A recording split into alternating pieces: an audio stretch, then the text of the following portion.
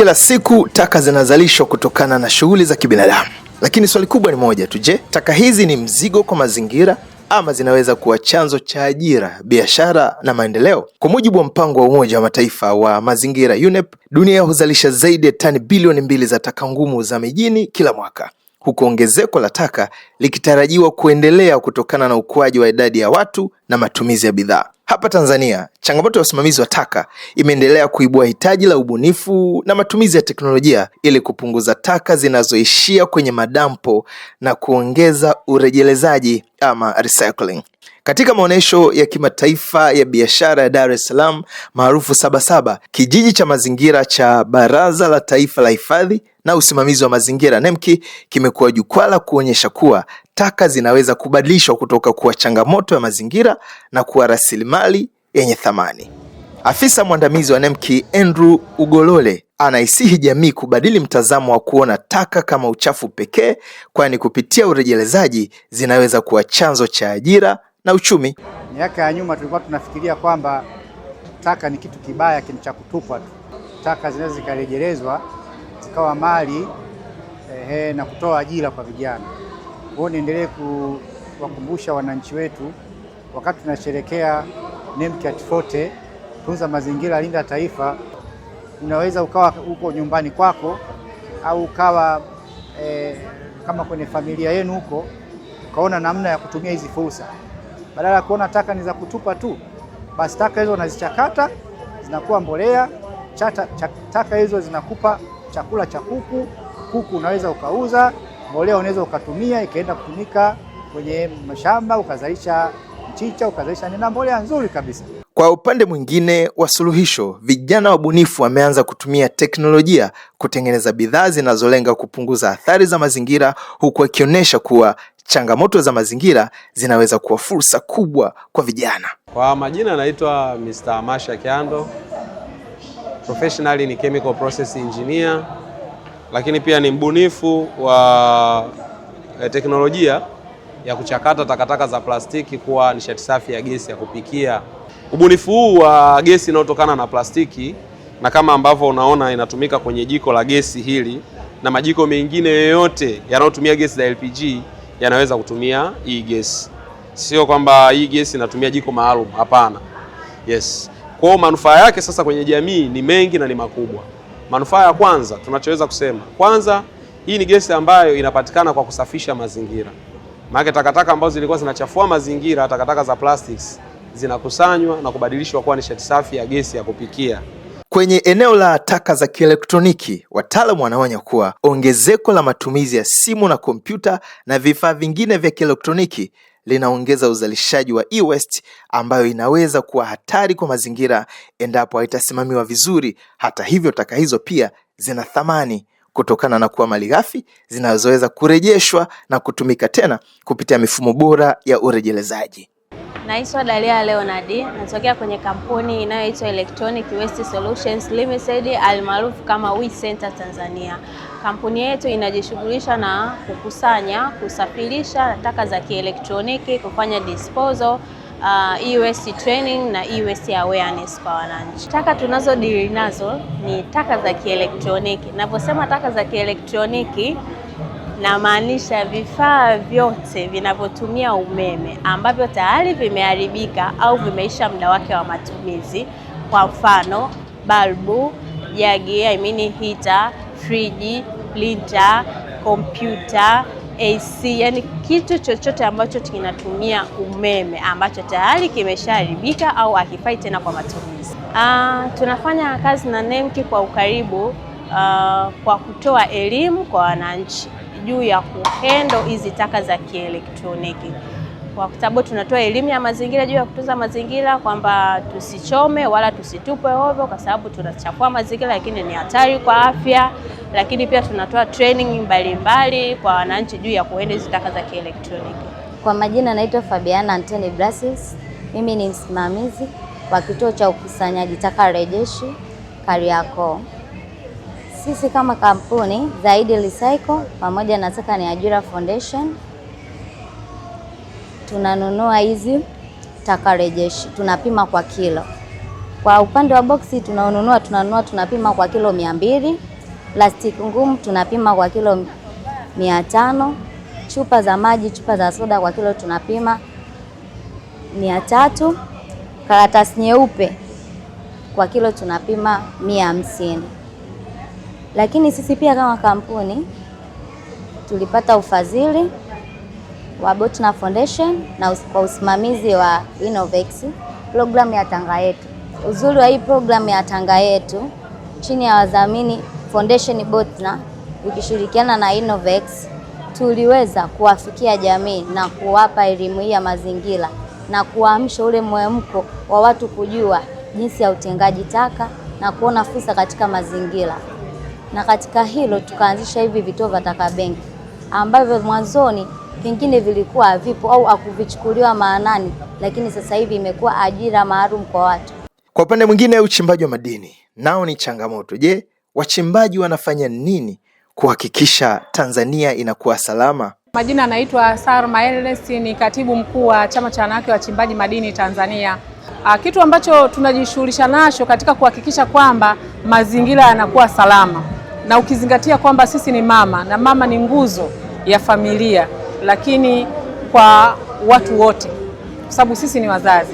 Kwa hiyo tunachosisitiza na mara nyingi tunatoa mafunzo kwa wanachama wetu ambao ni wafanyaji wa biashara madini pamoja na wachimbaji wadogo, ni kuhakikisha kwamba utiririshaji wa maji yanayosadikika kwamba yana kemikali unafuata sheria na taratibu, kwamba yasiweze kusambaa kwenda kwenye maeneo ya mito, kwenda kwenye maeneo ya mashamba. Na hii inakuja huwa tunafanya mafunzo, lakini pia ni uhamasishaji: chimba shimo, fukia, panda mti kwenye maeneo ya migodi, lakini matumizi sahihi ya mpango wa mazingira kwenye maeneo ya migodi.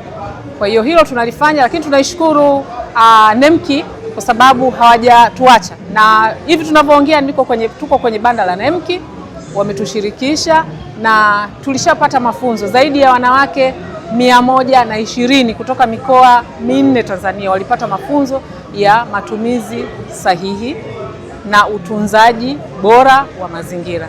NEMKI imeendelea kutoa elimu kuhusu umuhimu wa tathmini ya athari za mazingira na jamii kabla ya utekelezaji wa miradi ya maendeleo.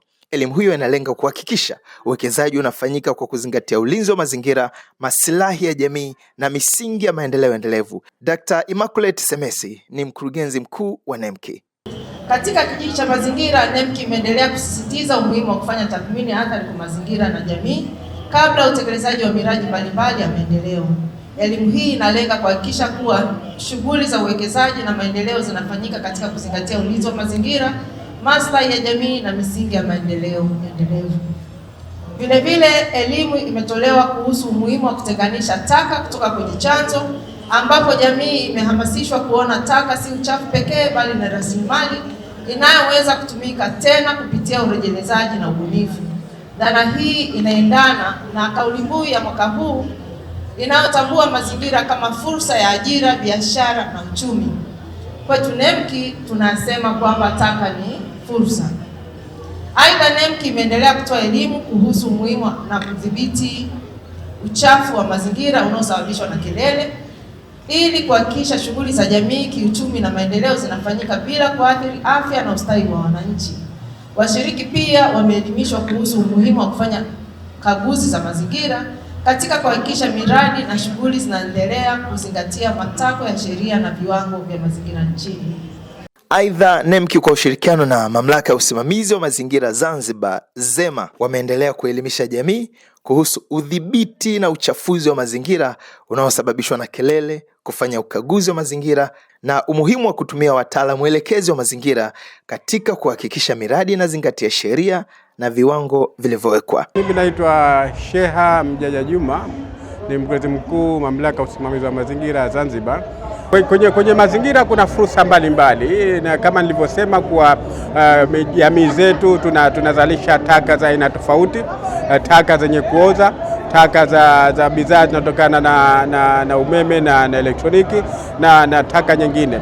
Kwa hivyo zote hizo ni fursa. Asilimia karibu ya asilimia 70 mpaka 80 ya taka zetu ni taka ambazo taka zenye kuoza. Kwa hivyo tukitumia taka hizi tunaweza tukuzalisha mbolea ambayo ni ya kimaumbile na inaweza ikatumika katika kuzalisha kuongeza kilimo, uzalishaji katika kilimo na kuongeza pato la taifa. Lakini pia tunaweza tukatumia fursa hizo kwa kutumia taka ambazo haziozi kwa kutengeneza bidhaa mbalimbali ambazo bidhaa hizo zinaweza zikatumika katika kuuza na kuleta kipato kwa jamii. Lakini pia Tanzania lazima tuhakikishe kuwa tunaunga mkono viongozi wetu wa kitaifa ambao tunafahamu kwa Mheshimiwa Rais wetu wa Jamhuri ya Muungano wa Tanzania na Mheshimiwa Rais wa Zanzibar wanahamasisha sana swala la upandaji wa miti kwa lengo la kuifanya Tanzania pamoja na Zanzibar kunabaki ni ya kijani. Na kwenye upandaji wa miti nako kuna fursa, kuna biashara ya hewa ukaa ambayo nayo tukifanya vizuri basi inaleta tija kwa taifa. Kupitia maabara inayotembea, NEMC imeendelea kuimarisha ukaguzi wa mazingira kwa kupima viwango vya uchafuzi katika maeneo mbalimbali ya shughuli za uzalishaji. Hii ndio ni maabara ya mazingira ya gari inayotembea. Maabara hii inaweza ikapima vipimo vingi tu vilivyoainishwa kwenye sheria zetu za viwango za maji, hewa na udongo. Kwa hiyo kwa wale wananchi wetu wenye shughuli zao mbalimbali, wenye viwanda wanaofanya shughuli zao, wahakikishe kwamba wanapofanya shughuli zao basi viwango vya mazingira vizingatiwa. Otherwise tunaweza tukatembea na hii gari, tunakagua, tunapima, tukiona viwango vyako viko nje basi tunaweza kuchukulia hatua. Kwa gari hii inatupa msaada wa kuweza kuthibitisha hizo shughuli zako wanazozifanya zinachafua mazingira au hazichafui mazingira, ili tuweze kuchukulia hatua za kisheria. Kwa hiyo niendelee kuwakumbusha wadau wetu wakati tunaposema NEMC atifote tunza mazingira linda taifa, basi wahakikishe viwango vya mazingira vinazingatiwa. Kwa upande wa serikali kupitia Katibu Mkuu wa Ofisi ya Makamu wa Rais, Muungano na Mazingira, Dr. Richard Muyungi anasema Tanzania ina nafasi kubwa ya kuwa kitovu cha uwekezaji wa kijani, biashara endelevu na maendeleo ya viwanda vinavyozingatia matumizi bora ya rasilimali za mazingira. Leo ningependa tuiangalie Tanzania kwa mtazamo mpya. Sio nchi tu kama yenye utajiri mkubwa wa rasilimali, bali kama kitovu cha uwekezaji wa kijani, biashara endelevu na maendeleo ya viwanda yanayozingatia matumizi endelevu ya rasilimali za mazingira. Lakini nyewe mnajua kwamba hii ni nchi pekee ya duniani kwa kuwa na mchanganyiko wa kipekee wa utajiri wa mazingira, maliasili na nafasi ya kimkakati ya kijiografia katika dunia nzima. Ni nchi ambayo imekubali kutenga takriban hekta milioni 48.1 kama sehemu ya misitu, na niseme hii ni 38% ya nchi nzima. Na kusema kweli, duniani ukiangalia nchi zote, Tanzania ndio nchi ya kwanza kwa kuwa na asilimia kubwa kwa ulinganisho na eneo la nchi lililohifadhiwa. Hakuna nchi nyingine duniani imefanya hili. Hili ni jambo kubwa ambalo Tanzania kama nchi tunajivunia, na hasa viongozi wetu wanavyozidi kulisimamia. Lakini niseme tunao utajiri wa kipekee. Hii ni nchi pekee ambayo ina maziwa ambayo yana mchango mkubwa si kwa nchi tu na dunia nzima. Ziwa Tanganyika lina 17% ya maji yote duniani na ni ziwa lenye urefu wa kilomita 668. Hakuna ziwa lenye urefu wa aina hii duniani, na ni la pili kwa kina kwenda mita 1447 kwenda chini. Hakuna nyingine duniani. Hizi ni rasilimali za mazingira tulizo nazo. Hii ni nchi pekee ambayo Tao la Mashariki ni kati ya maeneo 34 duniani yenye bioanuwai ambazo tunaita hotspots dunia nzima. Hakuna maeneo pengine duniani. Ulinzi wa rasilimali si msingi tu wa kujenga uchumi endelevu kwa kizazi cha sasa na kijacho, bali ni msingi wa maisha yetu kila siku. Kutoka taka za kielektroniki, ubunifu wa vijana, nishati safi hadi usimamizi wa rasilimali za asili, ujumbe kutoka Sabasaba ni moja tu: mazingira si kikwazo kwa maendeleo, bali ni msingi wa uchumi unaodumu. Ni baadhi ya wadau ambao tumebahatika kuzungumza nao kutoka kwenye viwanja vya maonesho ya kimataifa ya kibiashara ya Dar es Salaam maarufu Sabasaba, ambapo mwaka huu ni miaka takriban 50 tangu Tanzania ianze kufanya maadhimisho haya ya Sabasaba. Mimi ni Dennis Masalanga, kwa heri.